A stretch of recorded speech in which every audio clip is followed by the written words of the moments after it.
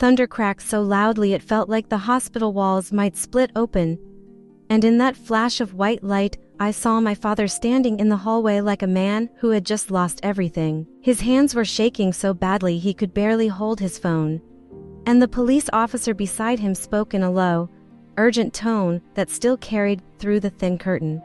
He told my father that I was awake, but not alone, and something in his voice made the air feel heavy before the door even opened. When my father stepped into my room, the fluorescent lights flickered above him, casting sharp shadows across his face. I lay there soaked and trembling, and fur in my arm and the cold still clinging to my skin from the rain. But his eyes were not on me for long. They locked onto the man sitting beside my bed, and I watched the color drain from his face as if he had just seen someone rise from the grave. My father's voice cracked when he finally spoke, barely more than a breath. He said that man should not be here, that he was not supposed to be here, and the words felt fragile, like they might shatter if anyone touched them. The man beside me did not react with anger or fear. He simply reached over and gently held my hand, his grip steady and warm, as if he had every right to be there. The silence that followed stretched unbearably long until the police officer stepped forward and cleared his throat, reminding my father that there were questions that needed answers. But my father did not respond. He could not seem to look away from the man at my side. I watched him, waiting for something, an explanation, an outburst, anything at all, but all he did was stand there trembling, his lips pressed tight like he was holding back a truth he could not afford to say. I wanted to speak, to break the tension, but my throat burned and every attempt felt like dragging words through broken glass.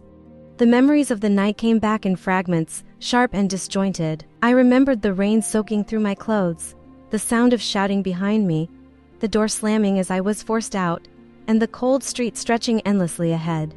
Then came the headlights, too fast and too bright, followed by the screech of tires and the world spinning before everything went dark. Now I was here, trying to piece together what was real while my father stood frozen and the stranger held my hand like he belonged there.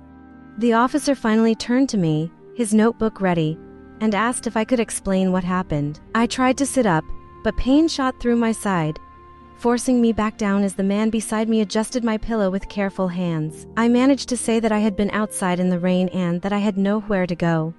My voice sounded small even to me, like it belonged to someone else. I refused to look at my father as I spoke, because I already knew what I would see on his face. The officer asked how I ended up in the hospital, and I closed my eyes as the memory of those headlights burned through me again. I told him there was a car and that I never saw it coming before everything went black. The officer then asked the question that had been hanging in the air since my father walked in. He wanted to know who the man beside me was. My father tried to answer, but his voice shook so badly that the words barely formed. He kept repeating that the man was not supposed to be here, like saying it enough times might make him disappear. Then the man finally spoke, and his voice cut through everything with calm certainty. He said he was there because I needed someone, and because my father had not been. The words landed like a blow, and I saw something break in my father's expression as guilt and fear flickered across his face. The room fell quiet again, but this time it felt different, like something had shifted beneath the surface. The officer looked between them, sensing the tension, and asked my father if he knew the man. My father hesitated, his eyes darting between us before he admitted that he thought the man was gone. He did not finish the sentence, but the meaning lingered heavily in the room. After that, the officer decided to step back and let me rest, and the nurse guided everyone toward the door. My father lingered for a moment, torn between staying and leaving, but eventually he turned and walked away without another word.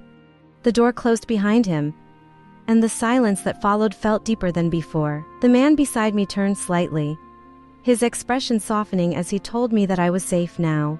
I wanted to believe him, but my mind was filled with questions that would not settle.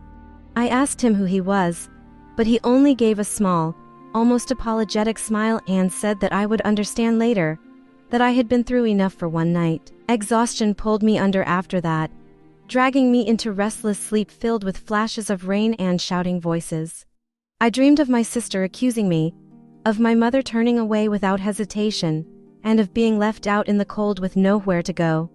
Through it all, the man's presence lingered, steady and unchanging, like an anchor in the chaos. When I woke the next morning, the storm had passed and pale light filled the room. He was still there, sitting quietly, as if he had not moved all night.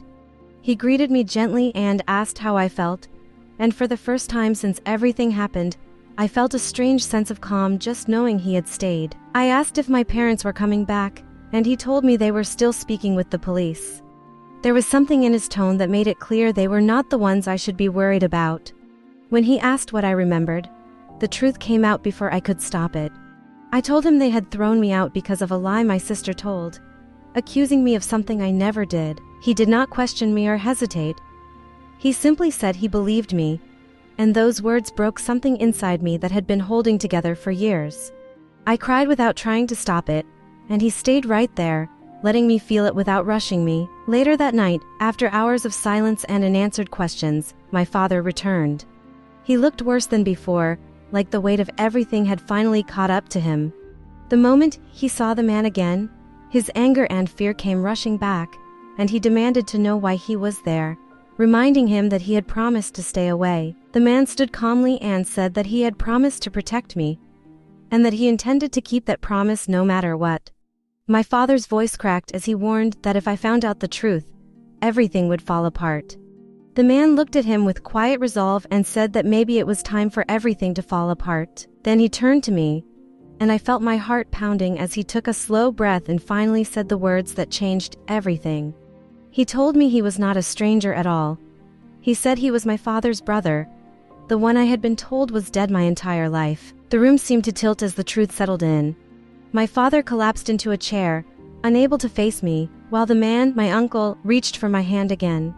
He explained that he had left because he could not stand watching how I was treated, but that he had never stopped caring about me, never stopped keeping an eye on my life from a distance. As I looked at him, everything I thought I knew began to unravel, but for the first time, something else took its place. The feeling of being alone, of being unwanted, started to crack and fall away. He squeezed my hand gently and told me that I was not alone anymore, and this time, I believed him.